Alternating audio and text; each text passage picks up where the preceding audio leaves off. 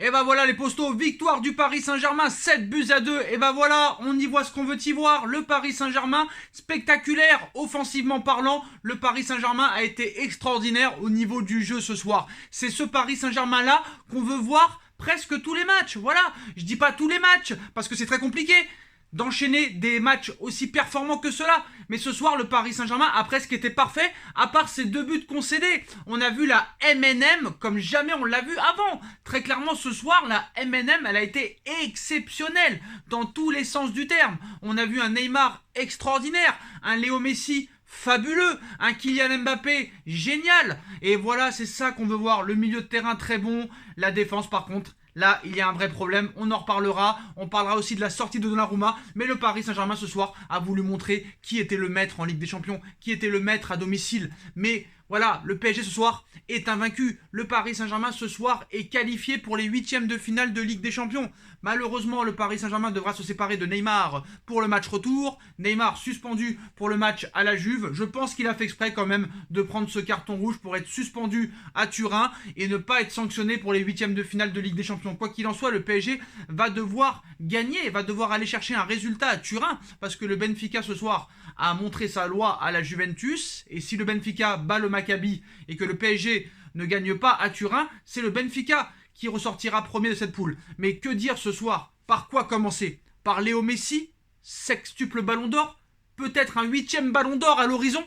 Un Neymar qui a été fabuleux en meneur de jeu, dans ses accélérations, dans ses passes, dans ses coups du foulard. Neymar, il m'a régalé ce soir. C'est comme ça que je veux te voir à tous les matchs, le Ney. Le Ney, ce soir, tu m'as régalé. Léo, la Pulga, tu m'as régalé. Kylian Mbappé, le melon, le boulard, la pastèque, tu m'as régalé. La MNM m'a régalé. Le milieu de terrain, Fabian Ruiz, Vitinha, Renato Sanchez m'a régalé aussi. Mais je suis désolé de le dire, Ramos, Théo Fraisse, t'avances plus. Ramos, t'es en train de devenir un tocard malgré que je t'aime bien.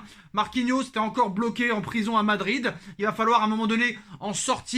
J'ai très bien aimé aussi le coaching de Christophe Galtier, qui a fait rentrer les jeunes, qui a fait rentrer Warren Emery, qui a fait 10 bonnes minutes. Hugo Ekitike, qui n'était pas loin de son premier but avec le Paris Saint-Germain. Il a eu les occasions, Hugo Ekitike. Et je pense que Hugo Ekitike, très clairement, ça va pas tarder. Son premier but avec le Paris Saint-Germain ne va pas tarder. Et enfin, Carlos Soler qui rentre. Et Carlos Soler qui marque les postos. Enfin un but hors de la MNM. Ce n'était plus arrivé depuis le 3 septembre dernier contre Nantes. Et un but de Nuno Mendes. Carlos Soler qui rentre. Carlos Soler qui marque pour la nouvelle recrue parisienne. Fabian Ruiz qui est en train de s'installer en mode patron au milieu de terrain. Juan Bernat qui revient très bien à gauche.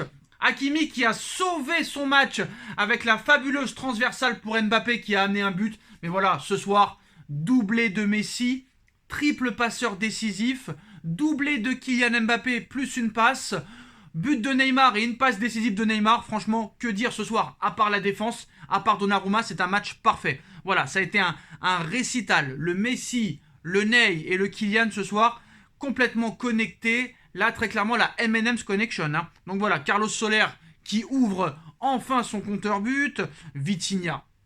Il faut parler de Vitinha, les postos, je suis désolé. Parce que c'est bien beau de parler de Messi, de Neymar, de Mbappé. Ils sont fantastiques, très clairement. C'est le meilleur trio d'Europe à l'heure actuelle. Messi, Neymar, Mbappé, il n'y a pas meilleur trio à l'heure actuelle. Lionel Messi a déjà marqué plus de buts lors de ses 3 premiers mois de cette nouvelle saison que toute l'année dernière avec le Paris Saint-Germain. C'est forcément incroyable. Messi, ce soir, c'est l'homme du match. Il n'y a rien à dire. Lionel Messi, dans ses passes, dans ses tirs, dans ses choix, dans ses buts, dans ses transitions, il est fabuleux, Léo. Léo, 35 ans. 35 ans. Et je peux vous dire que là, cette année, le fait est de ne pas avoir été nominé, même pas nominé pour le Ballon d'Or, dans la tête, ça a dû tout chambouler. Et là, très clairement, on voit le Messi des années Barcelone. Un Lionel Messi stratosphérique. Un Lionel Messi sur un autre nuage. Un Lionel Messi sur une autre planète. Il est incroyable. Il est totalement incroyable. Mais que dire de Vitinha? Que dire de Vitinha? Meilleure recrue parisienne cette saison. Meilleure recrue parisienne. Il récupère un nombre incalculable de ballons. Vitinha, c'est un top joueur. Vitinha, c'est un top milieu. Et j'ai pas peur de le dire. Fabian Ruiz et Vitinha sont meilleurs que Marco Verratti. Et oui, monsieur Marco Verratti qui ne fait que parler aux arbitres. Alors certes, ce soir, on va pas lui taper dessus à Marco Verratti. Il était suspendu, Marco. Mais très clairement, je pense que Fabian Ruiz et Vitinha peuvent apporter au Paris Saint-Germain dans les matchs décisifs ce que Marco Verratti n'a jamais apporté au Paris Saint-Germain. D'accord, Marco Verratti est un top milieu de terrain. Mais dans les matchs décisifs, qu'est-ce qu'il a fait, Marco Verratti? Au match retour contre le Barça en 2017, qu'a-t-il fait? Contre le Real en 2018, qu'a-t-il fait? Contre United en 2019, qu'a-t-il fait? En 2021 contre le Real, qu'a-t-il fait? Contre Chelsea en 2014, qu'a-t-il fait? Donc à un moment donné, voilà, très clairement, Marco Verratti, pour moi, commence à rentrer dans le rang. Et à part gueuler auprès des arbitres, il n'apporte plus rien. Alors que Fabian Ruiz, dans ses transitions, dans ses récupérations de balles, il est totalement impressionnant. Et Vitinha, Sanchez et Fabian Ruiz, ça a totalement marché ce soir. Ça a été une très bonne connexion. Par contre, la défense a été catastrophique. Pour moi, Ramos doit être sorti, Kipembe doit prendre sa place. Mais même Marquinhos est pas mieux que Marco Verratti, que Sergio Ramos.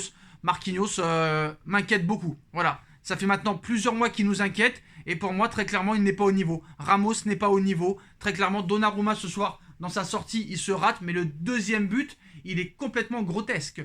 Le deuxième but, c'est une mauvaise blague. À ce niveau-là, tu n'as pas le droit de prendre un but comme ça. Le deuxième but, il est comique. Je ne veux plus jamais revoir ça. Et c'est ça tout le temps qui gâche les matchs du Paris Saint-Germain. Incapable de faire un clean sheet en Ligue des Champions. Ce n'est pas normal à ce niveau-là quand même. Heureusement qu'il y a eu ces 7 buts. Mais ça, contre des grosses équipes, ça ne pardonnera pas. Tu n'as pas le droit de faire ça. Donc voilà. Les changements de Galtier ont été complètement cohérents. C'est un jeu réfléchi. C'est un jeu intelligent. C'est un jeu efficace. C'est un jeu avec du pressing. C'est cohérent. Tout le monde est en symbiose. C'est ça qu'on veut voir. C'est ça qu'on veut voir. Et ce qu'on a vu là ce soir, c'est ce qu'on avait vu les 7 ou 8 premiers matchs. Donc ça existait et ça commence à re-exister. Et je pense que d'avoir gagné 3-0 à Ajaccio, ça leur a fait beaucoup de bien. Le Paris Saint-Germain a mis quand même 10 buts en 2 matchs. Alors d'accord, c'était Ajaccio, d'accord, c'était le Maccabi, mais quand c'est le Real, quand c'est le Bayern, ou quand c'est d'autres équipes qui gagnent 7-2, on crie au génie. Donc quand le Paris Saint-Germain gagne 7-2, même si c'est contre le Maccabi, ils ont battu la Juve. Donc à un moment donné, stop. Quand c'est le PSG qui met 7 buts, pourquoi ce serait pas aussi impressionnant que quand c'est le Real, quand c'est Manchester City, ou quand c'est le Bayern, ou quand c'est un autre club? Non. Top prestation du Paris Saint-Germain ce soir. Franchement, ce qui m'a fait plaisir aussi, c'est que le PSG a un très bon état d'esprit sur ce match et que les joueurs ont pris du plaisir. C'est ça. Bon, il y a un problème de défense. Hakimi, on le reconnaît plus. Très clairement, Marquinhos n'est pas au niveau. Ramos est aux fraises. Juan Bernat qui revient bien. Ça, c'est très bon. Puis les buts de Messi, c'est 2 bijoux. Les buts de Messi, excusez-moi, c'est des diamants, c'est des bijoux, c'est des bagues, c'est de l'or massif, c'est de l'or argenté. Messi ce soir, il est exceptionnel. Presque 10 sur 10. Pour moi, c'est un 9,5 sur 10. Et c'est dommage, parce que la défense ce soir, elle était en place au début de saison, en début de match, pardon. En début de match, la défense était assez solide. On pensait que ce système à 4 derrière, ça allait un petit peu solidifier cette défense, ça allait mettre mieux Marquinhos. Très clairement non. Puis Ramos ce soir catastrophique, mais bon voilà. Et là tu vois que Messi est dans le projet, Neymar est dans le projet, Mbappé est dans le projet. Et on veut voir ce même état d'esprit à chaque match. Alors je ne dis pas que le PSG va gagner 7-2 ou 7-0 tous les matchs, mais voilà. C'est dans ce schéma-là, dans cet état d'esprit-là, dans cet objectif-là qu'on veut voir le Paris Saint-Germain. C'est-à-dire pressing tout-terrain, attaque directe, toujours vouloir marquer, toujours vouloir attaquer, toujours vouloir frapper, toujours vouloir créer, toujours vouloir jouer collectif. C'est ça qu'on veut voir, très clairement. Et ce soir, on a été remuant. Tout le monde courait. J'ai jamais vu Léo Messi autant courir depuis le début de saison. Messi, en 3 mois, a plus couru qu'en 15 ans à Barcelone. Forcé de le constater. Donc ce soir, voilà, top prestation du Paris Saint-Germain, top prestation de la MNM, top prestation du milieu de terrain. Malheureusement, la défense est assez catastrophique. Le gardien aussi, il va falloir en parler parce que les sorties de Donnarumma, c'est plus possible. Mais voilà, c'est du jeu propre, c'est du jeu efficace, c'est du jeu offensif. Ce soir, un coaching très cohérent, un coaching pas trop tardif et un coaching gagnant vu que Monsieur Soler a marqué, Warren Emery qui joue 15 minutes, Ekitike qui joue 20 minutes, Soler qui marque, donc voilà. À part la défense ce soir et ses 2 buts concédés, c'est la soirée parfaite au Paris Saint-Germain. Pour moi, l'homme du match, Messi, Neymar, Mbappé, extraordinaire, le milieu de terrain très cohérent, la défense et Donnarumma, qui font peur, très clairement. Mais ce soir, victoire du Paris Saint-Germain. On a pris du plaisir devant notre téléviseur. On a pris du plaisir en tant que supporter. Et c'est ça qu'on veut. Même si on gagne 1-0 ou 2-0, si on prend du plaisir, si on arrive à se créer des occasions, si on arrive à jouer en passe, c'est ça qu'on veut voir au Paris Saint-Germain. Tous les matchs, le même état d'esprit. Je sais que c'est plus facile à dire qu'à faire, mais c'est ça qu'on veut voir. C'est dans cette dynamique-là et dans cet état d'esprit-là qu'on veut voir le Paris Saint-Germain. Voilà les postos. Rendez-vous dans quelques minutes pour le débrief de Nono sur la chaîne, les vidéos de Nono et Sacha. Le lien est en bas en description. Et on se retrouve très très vite pour de nouvelles vidéos. Et allez Paris, on se retrouvera quoi qu'il arrive en 8ème de finale de Ligue des Champions, en espérant que le Paris Saint-Germain s'impose à la Juve pour rester premier, parce qu'il y a de grandes chances que le Benfica gagne contre le Maccabi. Voilà les postos, à très vite et à très bientôt. Et dans quelques minutes, le débrief de Nono. Tchuss.